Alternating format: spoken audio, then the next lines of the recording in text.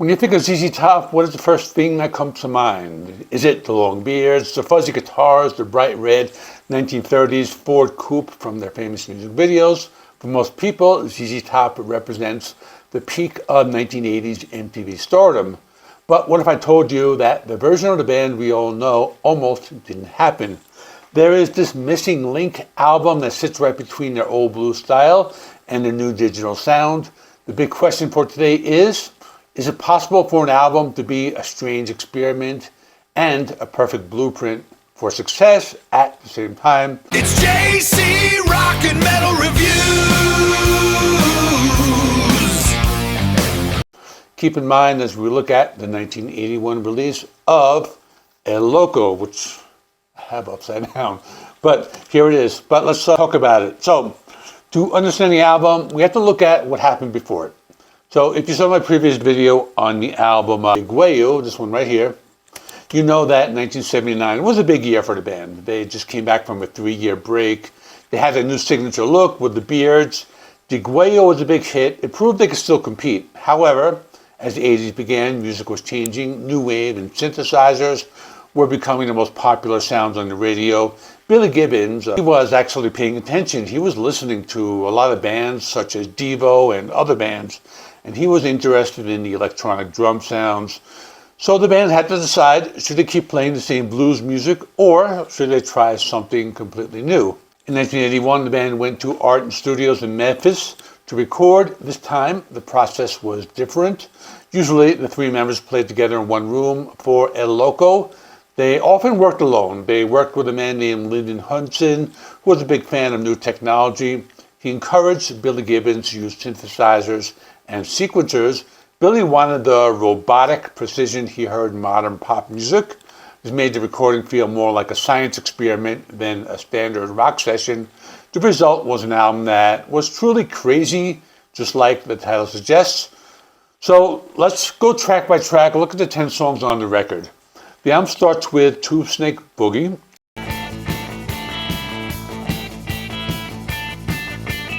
It's a classic blues shuffle, sounds like the old ZZ Top, feels cleaner and more polished. It's a fun, high-energy track. It became one of the most famous songs. Next is I Want to Drive You Home. The song is more moody and atmospheric. It features the great slide guitar work and feels a bit darker than their older material. 10-Foot Pole is a strange mid-tempo song with odd lyrics.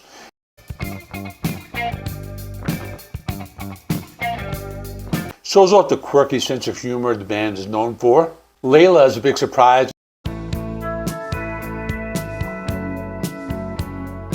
It's a soft pop ballad with steel guitars. It sounds more like a radio hit from the 1970s than a Texas rock song. At the time, many fans were confused by it. Don't Tease Me is a straightforward rock song with Dusty Hill on vocals.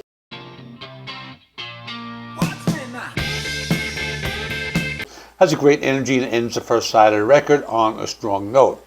Side B begins with It's So Hard. It's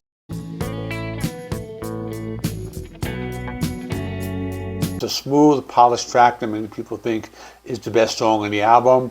Showed that the band could write very professional modern rock. Very different for them. It sounded like a radio-friendly ballad to me, something you would hear on the radio in the 1980s.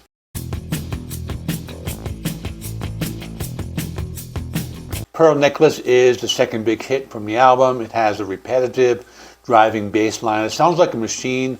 The song was a clear sign of the style they would use to become superstars a few years later. It's a little different.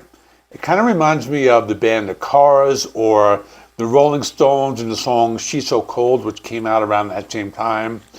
But with that being said, I like the guitar solo on that song.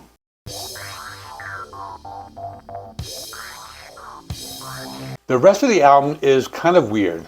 So we get to Groovy Little Hippie Pad. It's when ZZ Top officially became an 80s band. Has heavy synthesizers, sounds like new wave music. Total change from their roots. I thought it was the most new wave sounding song I had heard from them up to that point, but still has some of the signature guitar sound.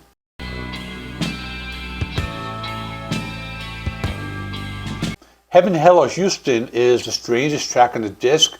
Billy's voice is distorted to sound like a computer. It's dark and experimental, showing the band wasn't afraid to take risks. I know they did a similar song on the album Digueyo, which is called Mechanic, similar to that, but it's weird.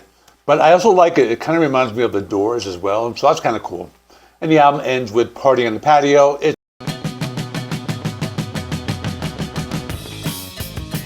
a fast punk rock style song with Dusty Hill on vocals.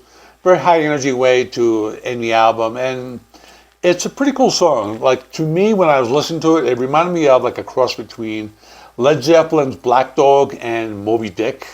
It's kind of like a combination of those two songs. But anyway, when I do these videos, I like to talk about the guitar playing. So I want to say a few words about Billy Gibbons' guitar style, since this video is going to be kind of short if I don't. So one thing Billy was doing, he was trying to figure out playing traditional blues guitar and how he could fit it into the world of computers and synthesizers, kind of get the best of both worlds.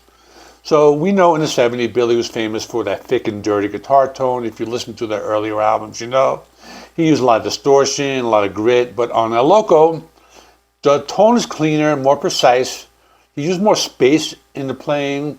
Instead of filling every second with a loud riff, he played short notes and left room for the electronic beats. And you hear this clearly on Pearl Necklace.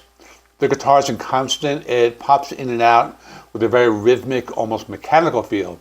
Another big change was his choice of equipment. Billy has been famous for using the Pearly Gates, his 1959 Gibson Les Paul.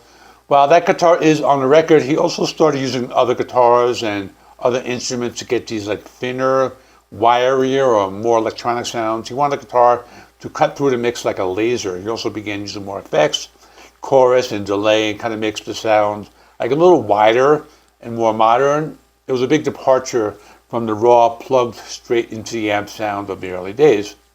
One of his most impressive skills in the album was his slide guitar work. Songs like I Want to Drive You Home, Billy used a slide guitar to create a very haunting and lonely atmosphere.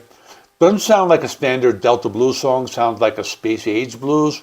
He manages to keep the emotion of the old music while using the polished production of the new era.